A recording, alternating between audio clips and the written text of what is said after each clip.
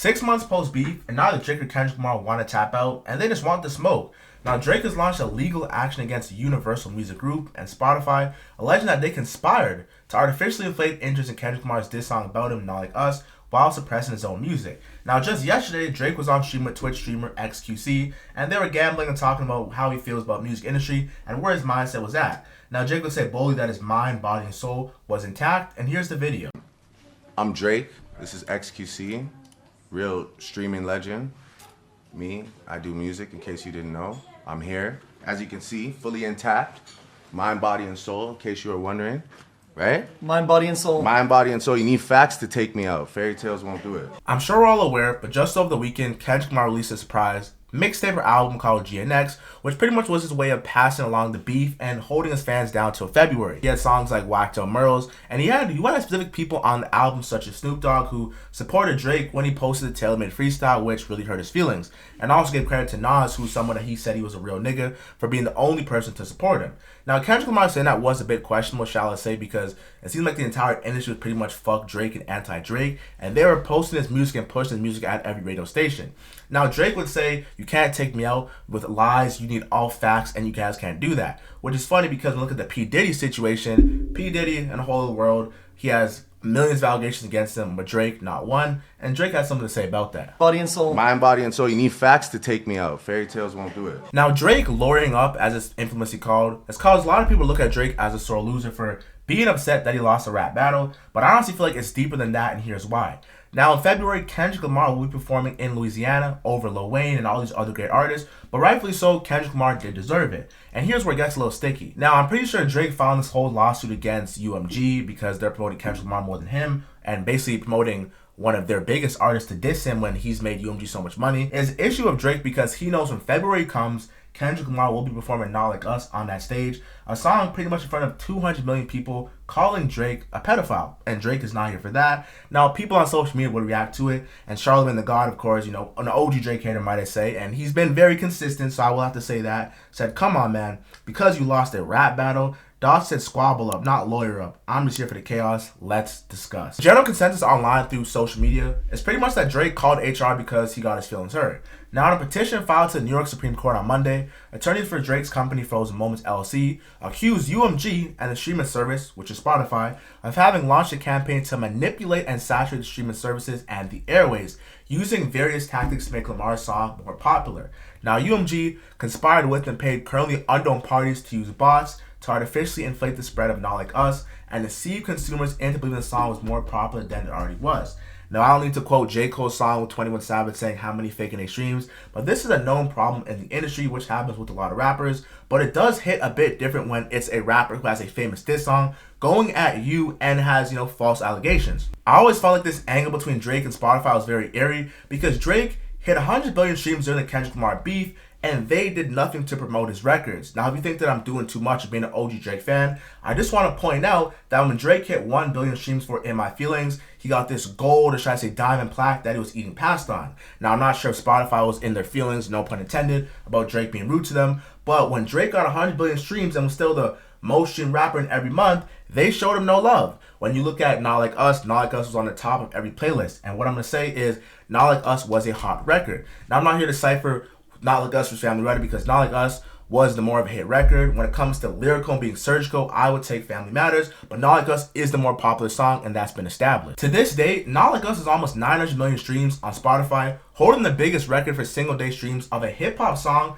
and the most streamed diss song in Spotify history. Now, Not Like Us has spent 27 weeks on Spotify's city charts for New York City, which ranks the weekly streaming popularity of songs in New York City, and has been #1 for pretty much every week of the summer since it's been released, amounting to almost 96 million streams in the first 7-day period. Just to give you a straightforward breakdown of Spotify's UMG's left hand washes right hand symbiotic relationship, Spotify is the world's most popular audio streaming service ever, and as of the end of the third quarter of 2024, Spotify boasts more than 640 million monthly active users and 250 million subscribers.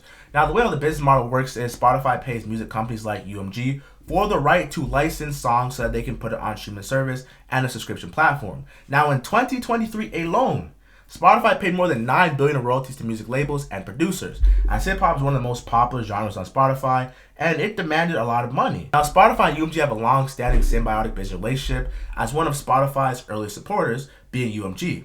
Now, UMG's entered a multi-year global licensing agreement with Spotify in 2020, and UMG and Spotify collaborated on multiple strategic marketing, and products in 2024. I say this all to say that Spotify paid UMG $2.2 billion in 2023, which amounted to almost 19% of UMG's total revenue in 2023. On May 4, 2024, Kendrick Lamar released Not Like Us through Interscope Records. Now, here's where Spotify and UMG show their hand-in-hand symbiotic relationship. Now, typically when artists release music, there's a percentage or payment of $3,000 to $4,000 per million streams. But UMG and Spotify struck a deal where UMG would charge Spotify a licensing rate of 30% less than its usual licensing rate for Not Like Us, that one particular song, in exchange for Spotify pretty much putting Not Like Us on the forefront of every playlist. Aligns with how you and I have felt even behind the scenes about certain shit with this battle.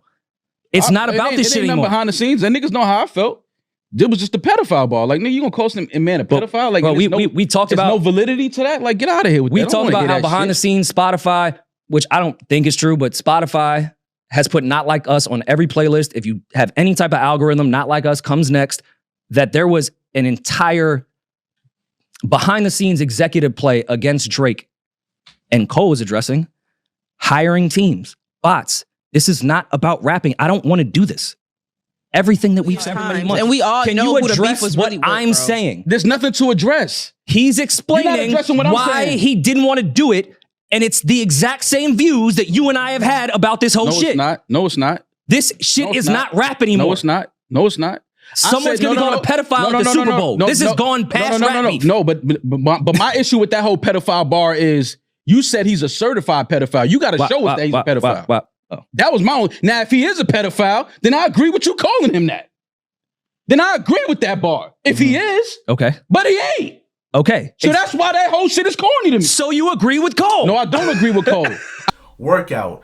Here's what DJ Academics' taste is. Here's what Adam 22's taste is. Here's what DJ Head's taste is, right? Like, they're pretty much plastering this song at the top of every playlist, and I can admit to that, right? Because I'm seeing Not Like Us, like, damn, this is a hit record. Like, this is, even though the lyrics and the context material is very questionable, and, I believe it's not true, the record itself was catchy and people were messing with it.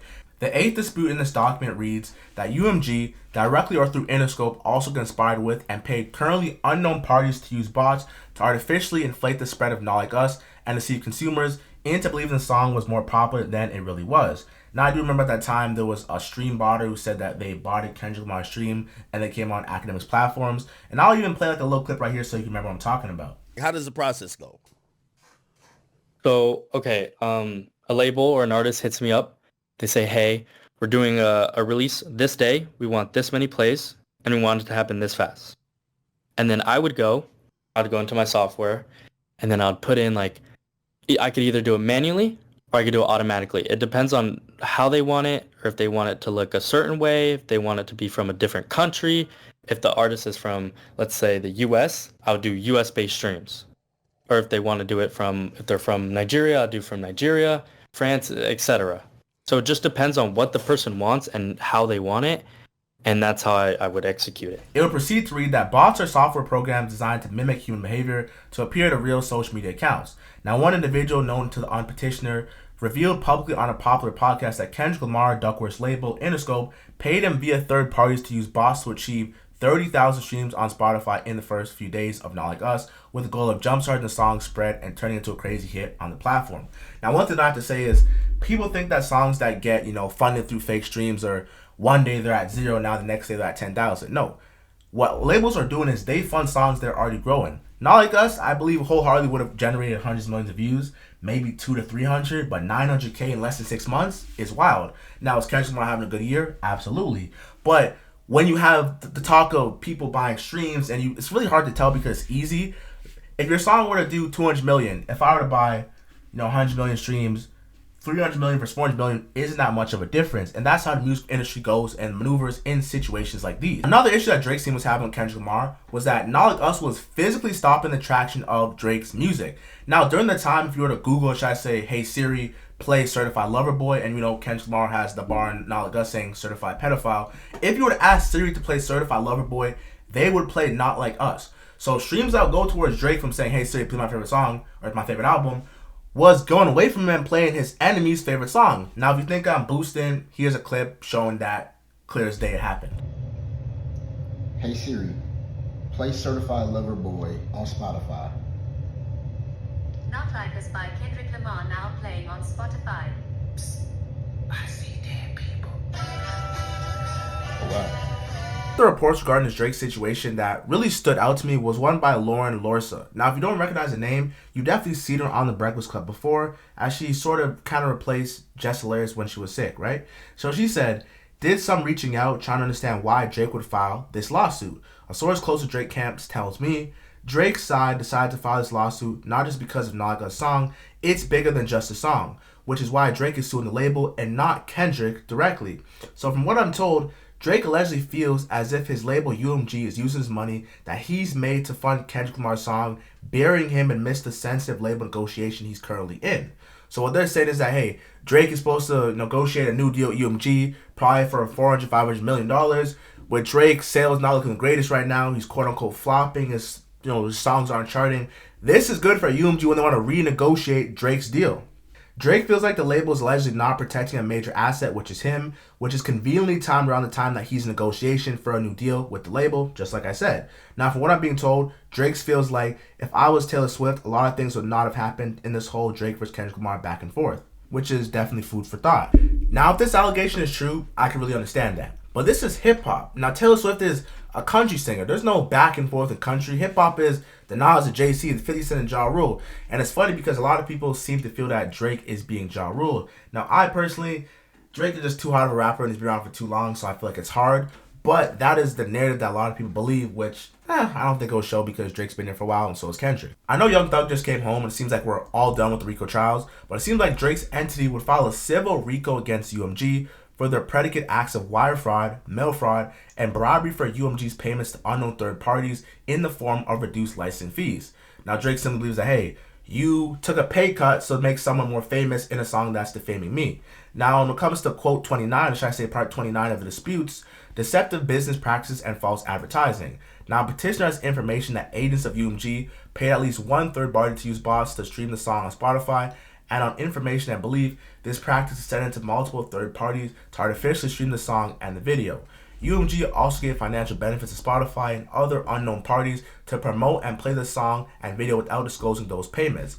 UMG then touted the success of the song and video, knowing the success, quote-unquote success, was artificially inflated by its own manipulation. And the lawsuit would argue that they violated the New York Deceptive Business Act and the New York False Advertising Act. What I will say is, which is also noted, the petitioner also lacks sufficient facts to frame the complaint regarding what was exchanged for UMG's payments. Like, did they get a less cut next year? Do they have to pay you less for this period or this quarter? Are they getting a tax cut? Well, obviously they don't control the tax, so it's the government, right? But what was the deal that was cut that gave you this one up? Now it's clear Drake's not playing and he's not gonna let this go. Kendrick Lamar, after the attention kind of simmered down, released a surprise album, GNX, and now the hype is back on Kendrick, which will carry him from November all the way to February. And Drake would even, try to offset that as he was on stream a couple days ago and say that he's doing a tour in Australia around the same time of the Super Bowl. But hey man, who knows what we'll see. Kendrick Lamar doing the Super Bowl, Drake doing the World Cup. I guess there's, levels to this, but this is all competition. But it seems like the rabbit hole does get deeper. Now, my question for you guys are,